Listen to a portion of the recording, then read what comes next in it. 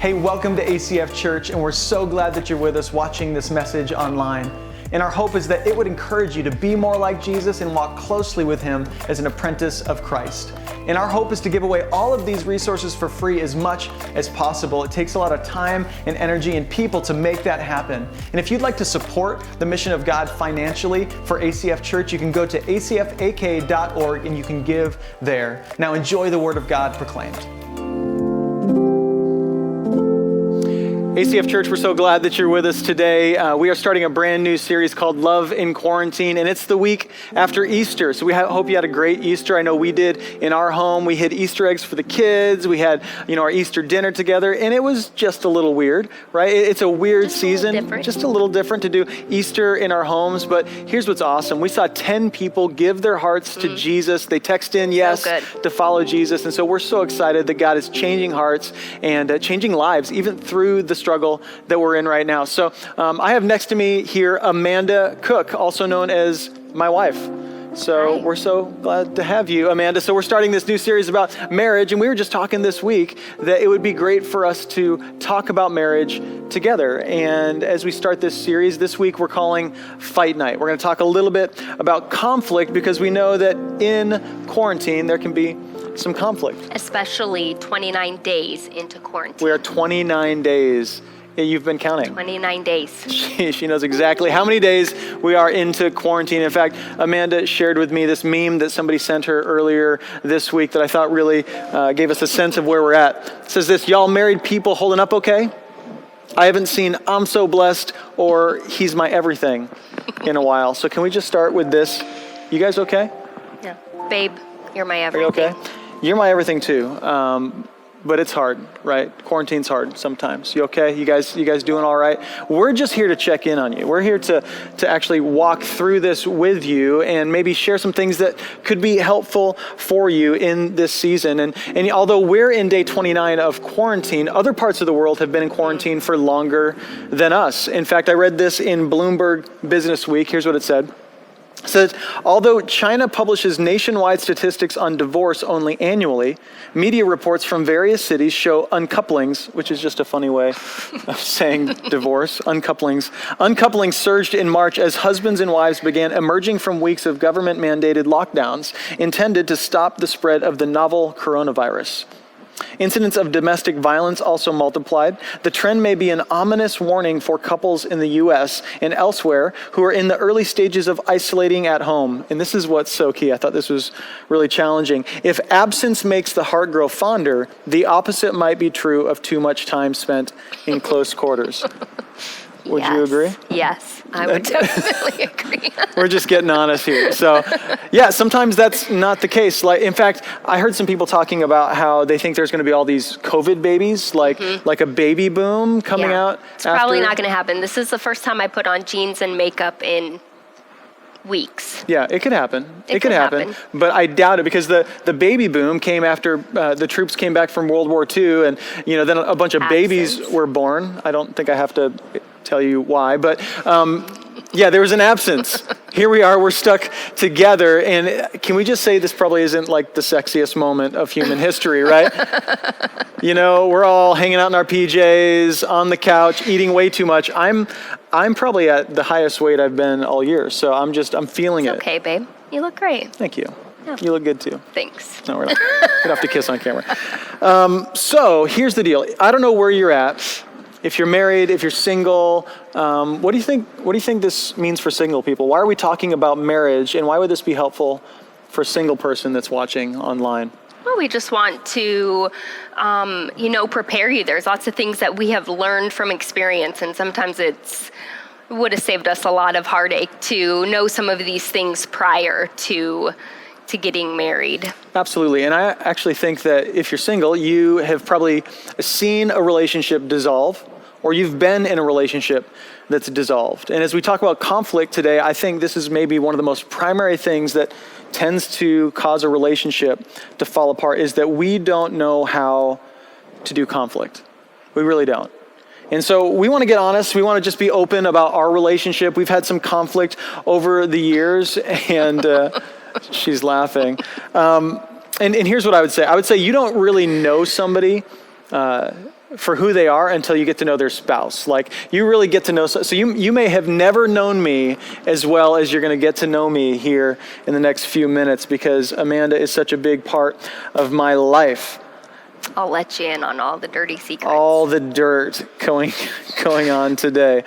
I love it. So I want to start with this question. Have you ever made a decision that you were stuck with?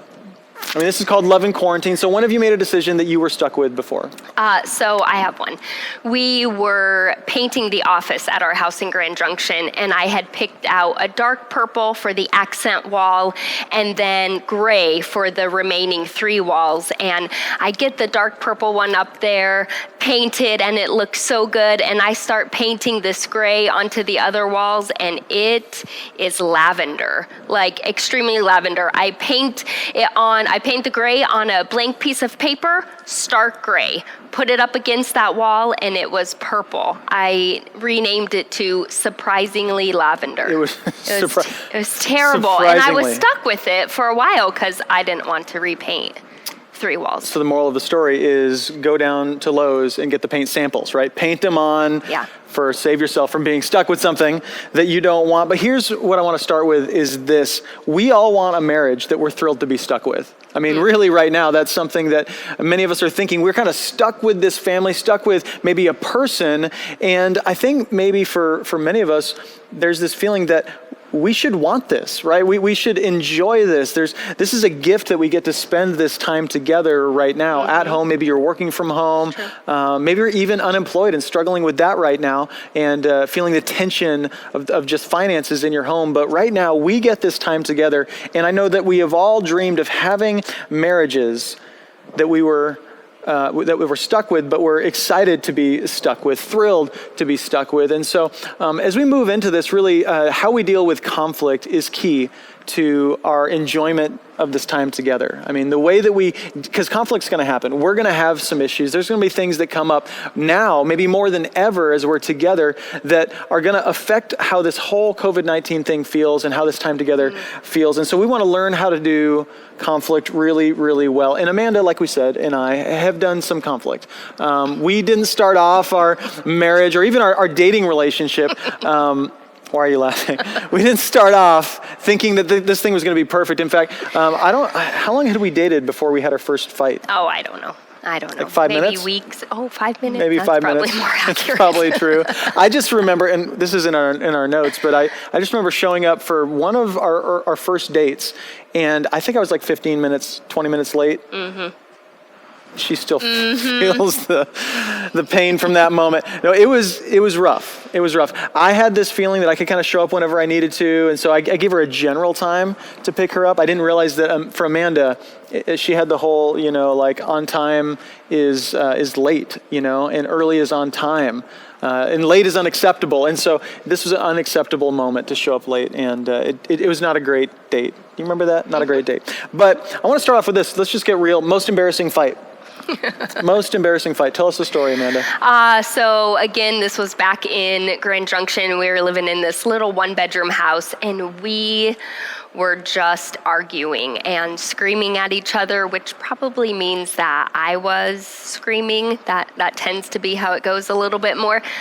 And we were in our bedroom, and we look out the window, and there is our neighbor who, our houses are so close anyways, and he's like right out there just working in his yard, trying to act like he wasn't there. He was like trimming the rose bushes or something. Windows wide open. Just had to have heard the whole thing. What was more awkward was just walking outside to go to the car later, saying hi to the neighbor.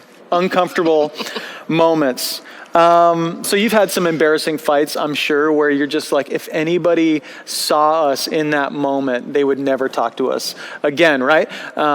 Maybe you've said some dumb things. I know I've said some pretty dumb things over the course of our marriage that has caused some conflict. I remember one time Amanda came home and she got a haircut, and I love long hair. I've always told her I love her hair when it's long. She got a haircut, and these are the words that came out of my mouth. If you've ever been there where you hear the words coming out of your mouth and you're trying to like grab them as they're going, but it's already out there. And so I said, why did you cut your hair? It was just starting to look good.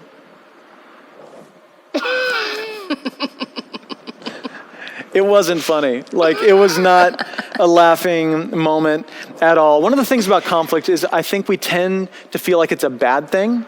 We feel like we should avoid conflict at all costs. And maybe the feeling is that healthy marriages don't have conflict. But that's actually not the case. I believe that healthy marriages do healthy conflict. If you're going to have a healthy marriage, if we're going to have a healthy marriage, we have to learn to lean into conflict and acknowledge that it's going to happen. It's not a matter of if, but when. In fact, one of the things that scares me is when I'm doing premarital counseling with a couple, and I ask them, when have you had an argument? And they say, oh, we've never fought. And red flag, right? Because I'm going, well, then you're not going to know how to be married, right? Because in marriage, there is going to be conflict. And so I want to move into a text just to start us off today. Amanda, would you read Ephesians 4:25 through 32? Let's read the word together as we start. All right. It says, therefore, having put away falsehood, let each one of you speak the truth with his neighbor, for we are members of one another. Be angry and do not sin. Do not let the sun go down on your anger, and give no opportunity to the devil. Let the thief no longer steal, but rather let him labor, doing honest work with his own hands, so that he may have something to share with anyone in need. Let no corrupting talk come out of your mouth, but only such as is good for building up, as fits the occasion, that it may give grace to those who hear. And do not grieve the Holy Spirit of God, by whom you were sealed for the day of redemption. Let all bitterness and wrath and anger and clamor and slander be put away from you, along with all malice. Be kind to one another, tender-hearted, forgiving one another, as God in Christ forgave you. Awesome. So much there. So much that we could just learn from in that text. And we want to get into that because it speaks to the way that we do conflict. It speaks to the way that we relate to one another and what it looks like to actually love one another and the things that we should be putting off and putting on in life.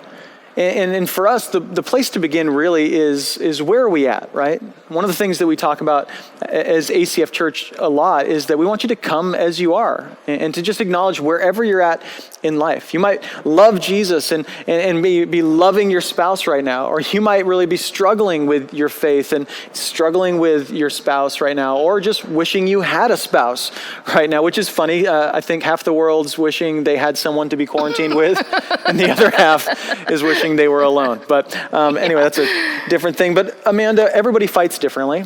Everybody does conflict differently. So what is your most natural way of fighting? What does conflict look like for you just naturally? Well, naturally, I am just a fighter. But I definitely do... Which I love about her. Sometimes.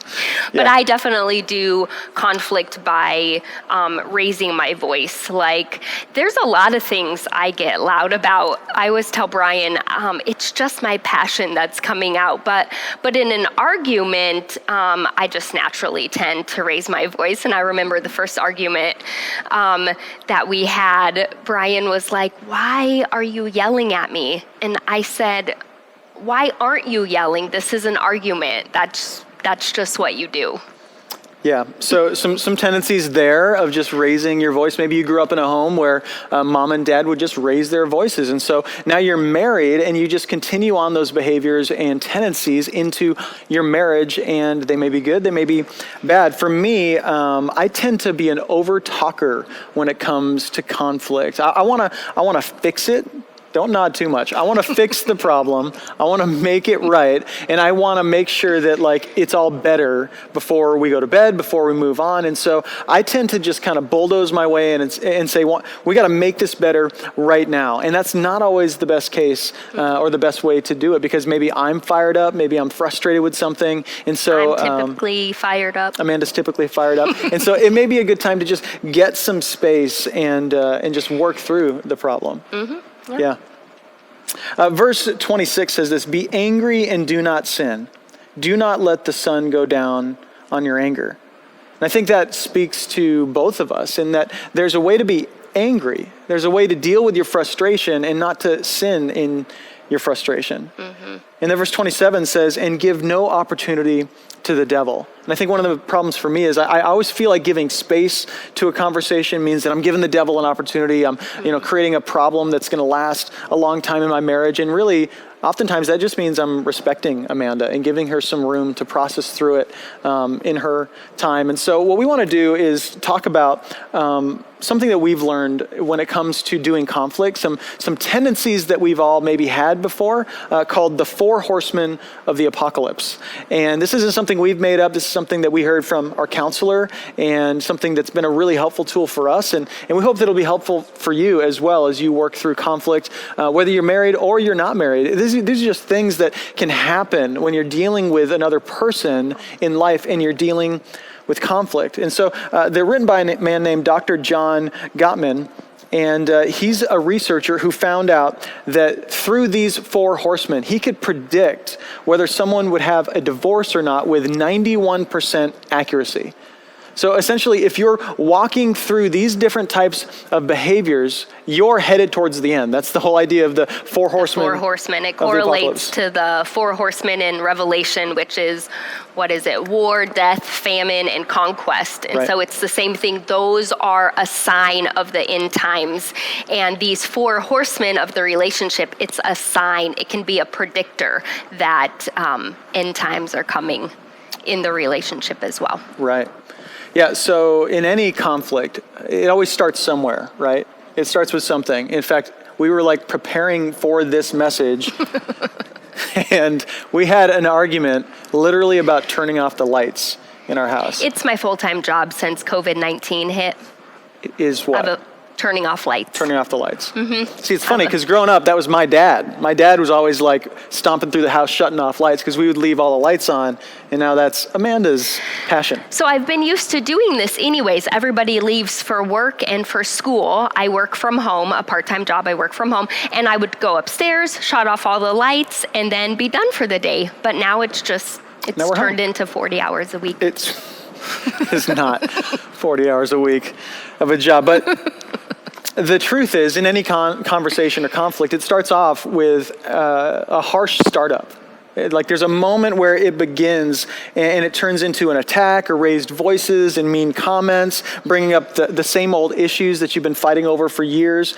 And these 4 horsemen are what follows a harsh startup in any kind of conversation. And so the first of the 4 horsemen is criticism. And criticism could be described as attacking the person and not the problem. And we've all been guilty of this, that we for whatever reason feel like this person that we are married to is the enemy, and now we're attacking them as a person instead of dealing with the problem. And this really leads right into shame. If you feel shame or the person you're with feels shame, what it makes them feel is that it's not what I did that's bad, it's that I'm bad. Yeah, so that's the difference between shame and guilt. Guilt is, I did bad. What I did was bad. Shame is, I am bad. Right. And so that's what criticism does. It's no longer about you have done something against me, but rather you are the problem. Right. It's a direct attack on their character. So criticism is different than critique, right? So again, conflict can be good, right? Be angry and do not sin. There's a way to deal with There's a way to deal with your conflict. We're going to do this in one take and do it in a way that is not gonna hurt the other person or avoid the issue. And we want to deal with our issues. And critique has 3 different parts. First, it's the feeling that you have, which is valid, and you want to express your feelings. Second is the situation that you're encountering. And third is the need. What is it that you need to make this better? That's critique, and that's good. It's healthy. We want to critique and make sure that we're being open and honest about things that aren't going well. So you've got criticism and critique, right? We want to lean towards critique and not criticism. So let's do a couple examples here, just me and you. So let's say I show up late. This is just a total hypothetical situation. This would never happen. I show up late and pick you up for a date that we've had planned for months. Mm-hmm. Amanda, give me an example of criticism versus critique. Okay, so let's start with critique. The critique is, I was scared when you were running late and didn't call me. I thought we had agreed to do that for each other. Oh, that's nice. Oh, yeah. Makes me feel good. The criticism, on the other hand, is you never think about how your behavior is affecting other people. I don't believe that you're forgetful. I just think you're selfish. You said that with way too much passion. Yeah, that was pretty you good. did a good job. Well, and that goes back to, criticism, it puts you in this fight, flight, or freeze mode. And so what happens is the rational part of your brain shuts down when you're feeling criticized, and you just go into fight mode. Right. So I'll do an example, Okay. right? So my turn. So let's say Amanda backs the car into a concrete post at the mall and breaks a taillight. At the mall. At the mall and breaks a taillight. So a critique would be this. I'm frustrated because I'm going to have to fix the car, and I'm worried about the money it's going to cost to fix it. And if you could help me calling the insurance company, that would be great. So that's critique. It's not tearing her down. A criticism would be you never pay attention when you're driving and you're not worried about the effort that it's going to take to fix this. You don't notice what I do. I'm not going to keep going. Yeah, you can hear the difference between the criticism and the critique. Yeah, so criticism is where it begins, right? So harsh startup, then criticism, and then it paves the way for defensiveness. Which is the second horseman. The second horseman, right? Defensiveness. This is when the guilty person doubles down, which we've all been there, and excuses their behavior and then blame shifts to someone else. Because that's the most natural response when somebody comes at you with a criticism is to shift the blame to get out of this. No, the problem isn't me, it's you. Right. This defensiveness is all about self-preservation. It's all about getting away from the moment and getting away from acknowledging whatever it is that you did. And so there's two specific ways to be defensive. The first is the counterattack. Right? So if somebody attacks you, gives you criticism, the most natural thing to do is criticize them back, right? We see this in our kids all the time, right? My sister hit me, and then she goes, well, he hit me first, right? So it's the counterattack. The second part of defensiveness is a pity party. Mm-hmm. Yeah. Which is, I don't know if you've ever seen a pity party as a way of defense. Yeah. I'm very good at pity parties. Okay. Yeah, I can throw some pretty good ones. Some examples of that, again, so for the criticism, I'm really tired of you losing track of time and being late. You're always late. So then we have this second one, defensive counterattack. You are just too uptight. I've got a lot on my mind. I'm never that late. Besides, you were the one who was late last time. Okay. Yeah. And then you have this pity party one, defensive innocent victim. I wasn't late on purpose. You're always picking on me. No matter when I get there, it's never early enough for you. I can't do anything right to please you. You're not making these up, are you? This is real life. This is stuff. I'm getting deja vu as she's talking. This is quoted from the Gottman, too. Is it? The Gottman Institute, yeah. Are you feeling like we're reading your mail? Because these really hit home in our life. So defensiveness then paves the way for contempt, right? So we've got criticism, defensiveness, and then the third horseman is contempt. So contempt is disgust, name-calling, mocking, provoking, and negative body language like rolling your eyes or glaring. Have you ever been there? Yeah. It's putting your partner down or speaking with scorn. It's what happens when you think and you act superior over your spouse. It's putting yourself in a higher plane than your partner and looking down from a position of authority with an attitude of, I'm better, I'm neater, I'm cleaner, I'm more punctual. It's that idea of being on a higher plane. Yeah. Yeah, verse 31 I thought really spoke to this well. It says this, let all bitterness and wrath and anger and clamor and slander be put away from you, along with all malice. Yeah, that's another thing with contempt is that it stems from a negative mindset. So you're literally scanning the room looking for any sort of mistake or failure that your partner is doing, rather than finding that appreciation and being grateful for them. That bitterness speaks to that. So within the four horsemen, contempt is actually the single greatest predictor of a divorce And so if you find yourself in this place where you've moved way beyond the problem, you've moved way beyond the actual issue into name calling and mocking and provoking, which we've been guilty of before multiple times. And so we know what it's like to get into that mode. And what we're taught is that through that third horseman, that's a great way to know with great accuracy that you're actually headed towards the end of a relationship if you don't change that type of behavior. Yeah, and the different types of contempt, you spoke to some of them. Sarcasm, cynicism, name-calling, eye-rolling. And an interesting fact about contempt is it says, couples who are contemptuous with each other are more likely to suffer from infectious illnesses, colds, flu, COVID-19. So y'all better get your contempt in order, right? But it is an actual, it is research that has been done that it affects you. Yep. Just like criticism affects you physiologically as well. Right. So in contempt, the desire is to hurt someone. Yeah. So you've literally turned your words into a weapon. And the goal is to hurt the person that you're with to make you feel better. And I've been guilty of that before where I've lost it, right? I've lost the whole point of this whole argument. And there have even been times where we've been arguing and about halfway through, we're losing it. And I've completely forgotten where it even began. And I don't even know what the conversation's about anymore. All I know is I want to wound and hurt the person that I've chosen to spend my life with. Which is heartbreaking. It's something that we all have been guilty of before. So contempt finds its way into the fourth horseman, which is stonewalling.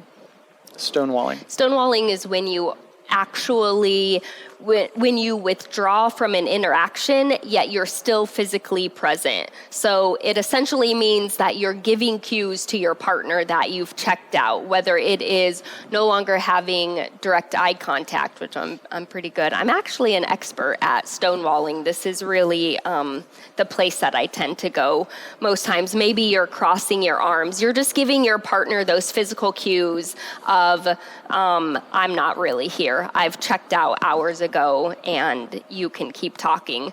And the pattern goes like this. The more you feel criticized, the more you turn away. The more you turn away, then the more your partner attacks you.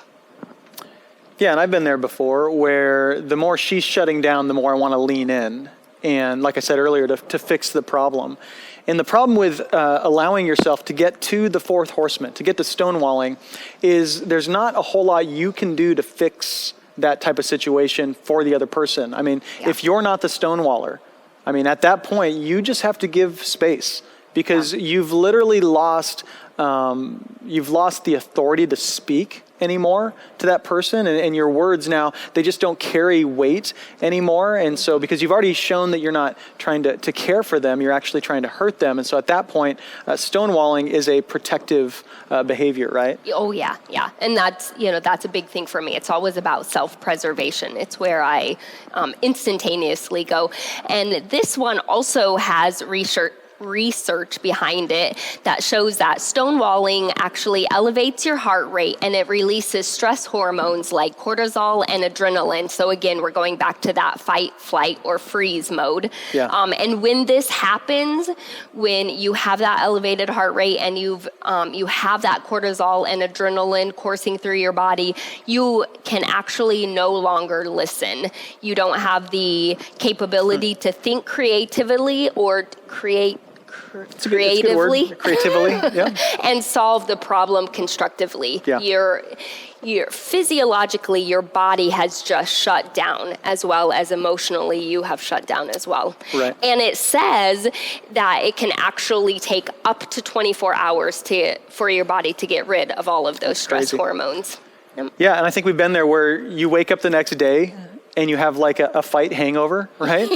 Where you just, everything seems normal on the outside, but your body just feels like there's something wrong on a physiological level. Stonewalling it's really where a Cold War sets in. You've got, and sometimes it's one person, sometimes it's both. And this is a time where you end up in separate rooms, separate beds, and even when stonewalling goes for a period of time, it turns into separate lives, where it's like, hey, you've got your life, you got your bank account, you got everything that you do. We share a roof and nothing else. And this is the danger of allowing ourselves to get into that point of stonewalling. One study that I was reading said 85% of stonewalling is done by the husband, which is weird because that's not me. Yeah. Yeah. Yeah, I always say that Brian is the woman in the relationship. I appreciate you saying that in front of all these people. But he is the one who will always force us to talk things out. Again, I would just keep everything inside and do whatever I can to maintain the happiness. Like, that's all I want. I just want to be happy. And so, things would look very differently for us if he didn't push us to talk. But the stonewalling, that's definitely me. Right. In the relationship. So maybe you've seen some of these four horsemen in your relationship. Maybe you've seen them in your parents' relationship, and you're looking at them going, hey, I want to avoid the four horsemen in this way or that, because I know that that's going to be a tendency for me. I've grown up in that type of household. Hopefully you've maybe seen these and you're starting to notice them happening in your relationship. And that's helpful, but honestly, it doesn't fix the problem to notice those issues without a plan in place to move forward. And even before the plan comes a decision that you have to make. And this is a decision that we make sometimes on a daily basis, which is that fighting for the marriage is worth it. That continuing to fight for our relationship is actually going to be better, and the prize that we get through having a healthy, strong marriage is going to be better than what we can get from throwing it out. And sometimes that's a daily decision.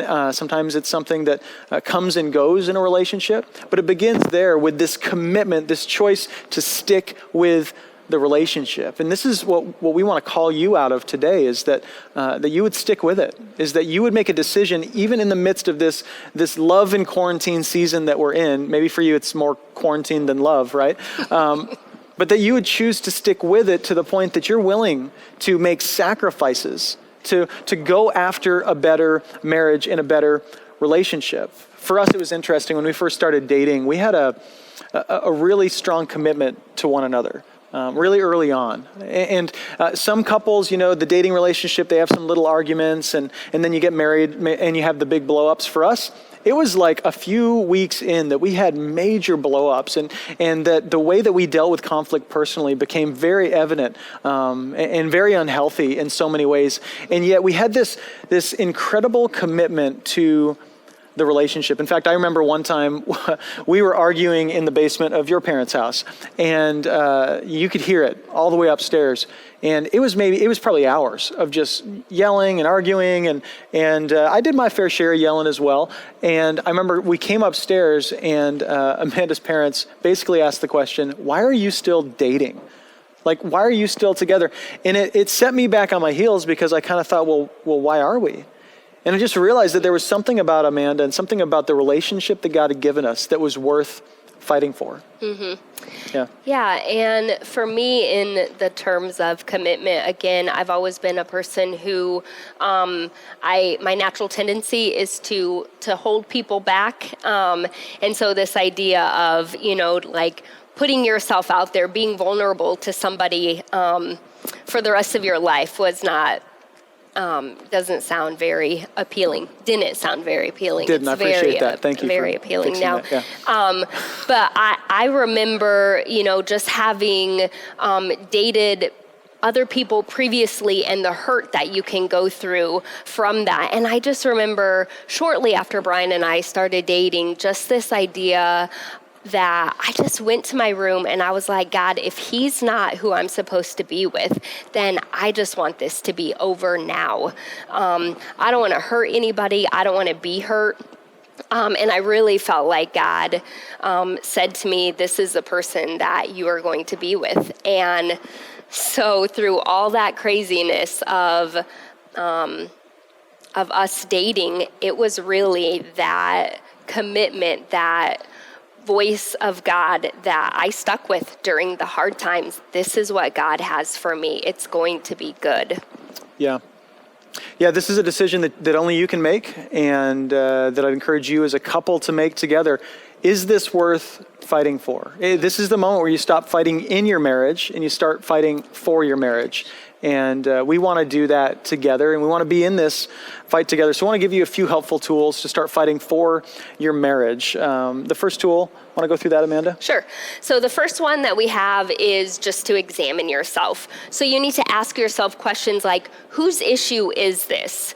Why does this issue bother me so much? What can I own? What is on my side of the street that I can clean up? Don't focus on what he did or what she did, but what is it that I can do in the relationship to progress us forward. Yeah. A quote that we have here that says, in marriage, when you win an argument, you actually lose. That's my quote. I wrote that down. Did you write that? Yeah. I wrote that in the notes. That's a good quote. Thanks, babe. Who said that? I did. It didn't say. I was like, oh, must be anonymous. I probably took it from somebody else. I almost said unanimous. Okay. Nonetheless, this is funny. I genuinely hate to lose. And so I think that is what caused a lot of conflict in our marriages, because whenever I would have to apologize or whenever I would mess up, it felt like I was losing, and I hate that. And so that apology is like at my throat, but I just can't quite get it out. And so for me, it's really just changing that mindset of winning an argument is actually losing. So if I lose, I win. Yeah, there you go. Yay! High five. Well done. The other part of that is for me not to stew about it. Examining yourself isn't simply sitting down and thinking about how they were so wrong to you or what they did was so hurtful. It's spending time considering, what is it that I've done to cause this? And what I've learned is that in every single argument, I own something. There is always something that I own. There's always something that I can do. Even if it seems like it's all on the other person, there's always something that you can do to make it better. So that's the first tool, examine yourself. And then the second one is choose your timing wisely. And so both partners should agree about a time to come back together and to talk about it. I think being able to take a break and collect your thoughts, maybe, regain your composure is always beneficial. It's very beneficial to me. The thing that you want to make sure that you do is that you actually come back together and talk about it.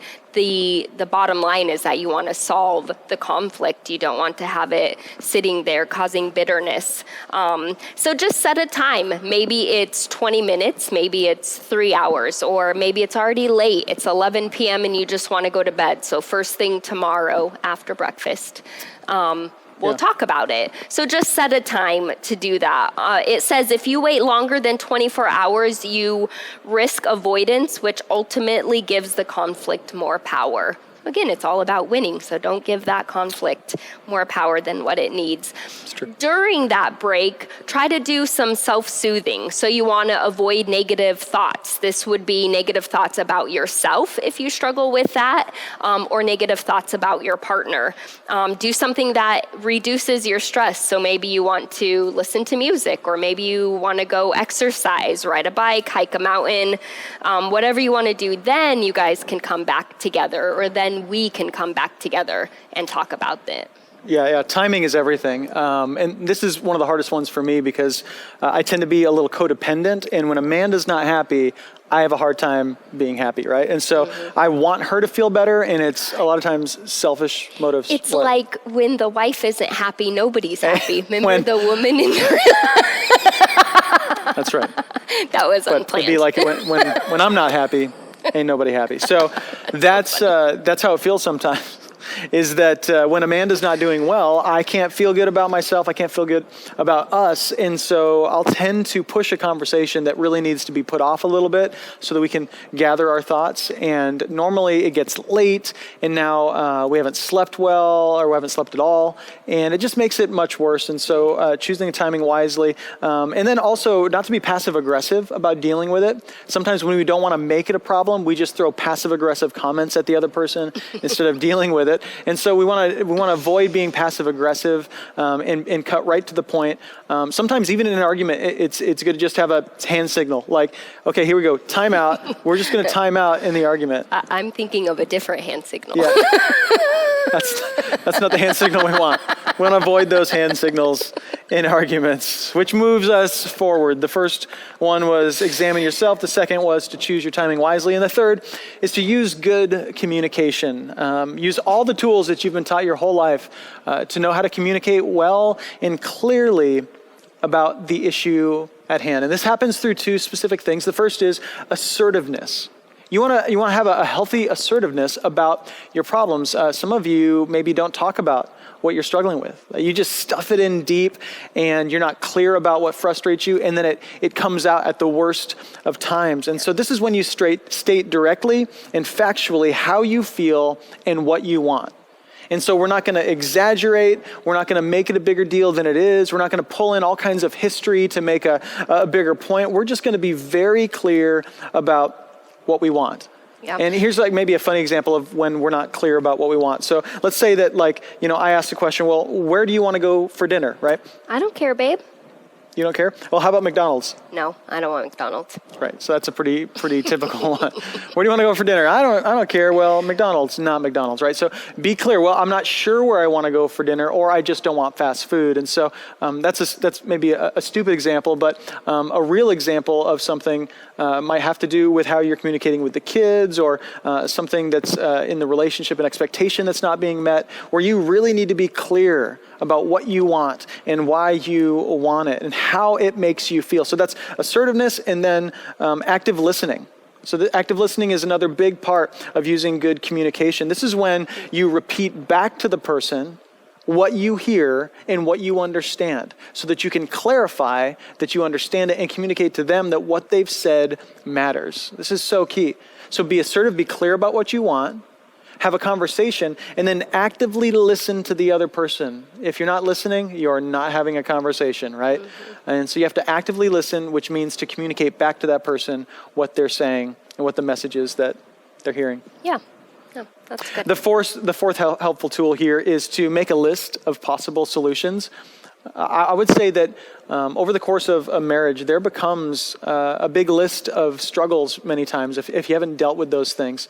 You can have a long list of things that cause problems, and you can probably write down a list of the top 10 things that tend to come up in every single argument, right? It could be about the lights. It could be about backing into a post. It could be about whatever, but all of a sudden you're starting to talk about her mom and, like what she did when you guys were dating. And then you start talking about, how he doesn't put away the laundry or whatever it is. And before you know it, it's like, it's the same things every time. What if we just made a list of those things, maybe even just the top 5 things right now that are causing problems in most arguments, and then you begin to brainstorm, what are the solutions to these? And once again, what do we both own? How can we both do something to make this better? Yeah. How can you change the trajectory of your relationship? Even change the trajectory of how you argue, conflict. Yeah, doing conflict well is a big part of this. The fifth helpful tool is, I think, maybe the key to making all of this work, and that's confession and repentance. When we have a problem with each other, with another person, we actually make it right the same way that we make our relationship right with God. And that's through acknowledging what we do and acknowledging that it's been hurtful or that it is something that's coming from our pride or whatever it is, and then actually repenting of that behavior. And so repentance is to actually think differently about it. It's to make a decision in your mind that this is no longer how I want to treat you. This doesn't build you up. This doesn't honor you the way that I want it to. And so Colossians 3:12 says this, put on then, as God's chosen ones, holy and beloved, compassionate hearts, kindness, humility, meekness, and patience, bearing with one another, and if one has a complaint against another, forgiving each other as the Lord has forgiven you, you also must forgive. And above all these, put on love, which binds everything together in perfect harmony. And so this is key. Like we can't love until we forgive, right? Mm-hmm. And we won't have a real relationship until we have real love. And this text says that love is really what binds us together. And you might think, well, I have love, but it's not harmony. And the truth is, you probably don't have love if there's not harmony in the relationship. With love comes harmony, is what's promised to us there. And the only way that we can actually love that person is if we start off with ourselves, right? I mean, that's been a journey for both of us, is just starting with us and starting with not just the way that we see ourselves, but even how God sees us. And I think a skewed perspective of how God sees us will actually deform the way that we view each other and the way that we view ourselves. Yeah. And so what we see here is that God forgives us, that the Lord has forgiven us. And because of that forgiveness, we can forgive someone else, right? Yeah. Which I think is key, right? I mean, for you, Amanda, have you struggled with just receiving that forgiveness and just knowing that God forgives you? Oh, yeah. I think that I tend to be driven by performance. And so I have a much harder time accepting grace. I think that grace sounds great for you guys, but when it applies to me, I just feel like I need to work harder and change some things up. So yeah, that idea of forgiveness and grace is... it's definitely not my natural tendency, so I have to bring myself back to that. I have to remind myself of that. Yeah. And I just love this part. Just put on then as God's chosen ones, holy and beloved, compassionate hearts, kindness, humility, meekness, and patience, bearing with one another. Like, that's so good. How does that not just speak right to marriage? Yeah. So I mean, the idea is that you have to put those things on. Which the implication there is that they've fallen off, right? So those things, they're not naturally on us. Put your Jesus on. Got to put your Jesus on, right? He did a sermon about that. Sometimes my Jesus, it falls off and I'm dragging him behind me trying to get him to We've all been there. on. So a couple realities I want you to consider first as we close out here. The first is this: you're not stuck with your spouse. I think this is important for all of us to realize that as you've chosen, like, this is worth fighting for. I want to stop fighting in my marriage and start fighting for my marriage, is that we would realize that we're not stuck with each other. If you're here and you're like, I'm stuck in a loveless marriage, I'm stuck in a marriage with conflict, what you need to know is that you're not stuck. You got to get out of that victim mindset that you're stuck in this place and that you can't pin your life on someone else. And in fact, if you're still in this relationship and it's been hard, it might mean that you actually love that person. It might mean that you fought hard to get to where you are and you're not stuck. You might actually love them more than you realize at this point in your life. And love, honestly, this is where love matters. This is where love makes the difference, is when you have to fight and when you have to give up something, right? Because love isn't really real until it costs you something. And we see that in the life of Jesus, right? So for God to really show his love to the world, he came and he died for us. John 15:13, greater love has no one than this, than someone would lay down his life for his friends. And so you need to know that Jesus shows us what love is as he gives up his life for humanity. And it reminds me, just of, everybody knows the John 3:16, for God so loved the world that he gave his only begotten son. Right. Yeah, greater love has no one than this, then you would give up your life for someone else. And so that means that there are different degrees of love. There's great love and there's small love. And so what you need to know is, if you're dating and you love that person, your love may be real, but I want you to know at this point, it's probably pretty small. And that's not to offend you, but just to let you know that, like, love can grow and it should grow. And the love I had for Amanda when we were dating was a small love. I didn't understand yet what it meant to give up something for her. And so love begins to take on this whole new way of life when we get married and we start to give up ourselves for that other person. That's when it becomes real love. And so as we look at Jesus, who is love, the embodiment of love, what we start to see is that not only are we not stuck with our spouse, but that God's not stuck with us. you know? Yeah. He doesn't see Amanda or me and go, man, I wish I would get somebody else. I wish I could trade him in for a better model. No, he knew who you were. He knew who I was on the cross. And with every drop of blood, Jesus declares, I'm not done with my bride. Even though she's broken and she's needy and she's angry, instead, I want to die for the bride. I want to die for the church. And that's exactly what Jesus does in giving up his life. So he wasn't a victim on the cross, just as much as we're not victims in our relationships. Yep. No, he willingly participated in his own crucifixion. And so, That's good. I mean, that's really what, good. thank you. Yeah. That's really what marriage is, right? It's a willingly participating in, to some degree, our own crucifixion, crucifying our pride and our arrogance and just making our life about ourselves. And so I want you to consider making the decision today to fight it out. The decision today to lean into good conflict. And actually, this is the first time I've ever done this. I actually printed off Alaska divorce papers. So interestingly That's enough, how we come prepared. We come prepared, yeah. So I didn't know how this conversation was going to go. No, but I thought about this. Like, some of you have printed these off before. Some of you may have these papers stacked somewhere in your house or filed away, and you're thinking, maybe one day I'll get back to those papers. Maybe one day I'll fill those out and I'll finish those out. And there's just a few pages here. It's a pretty simple thing. And while divorce is a messy, terrible thing to go through, the paperwork it's pretty simple.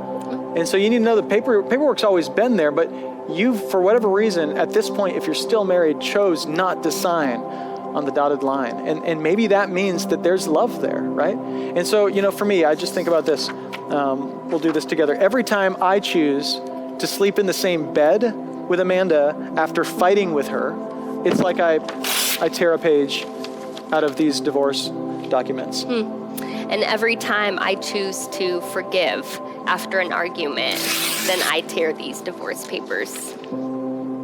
Yeah. I think every time I choose to share my feelings, even though maybe I felt shut down, and I get honest, even though I'm resisting the conflict, I tear a page out of the divorce papers. And every time I humble myself and get counseling for a problem that we're facing, then I tear these divorce papers. Yeah.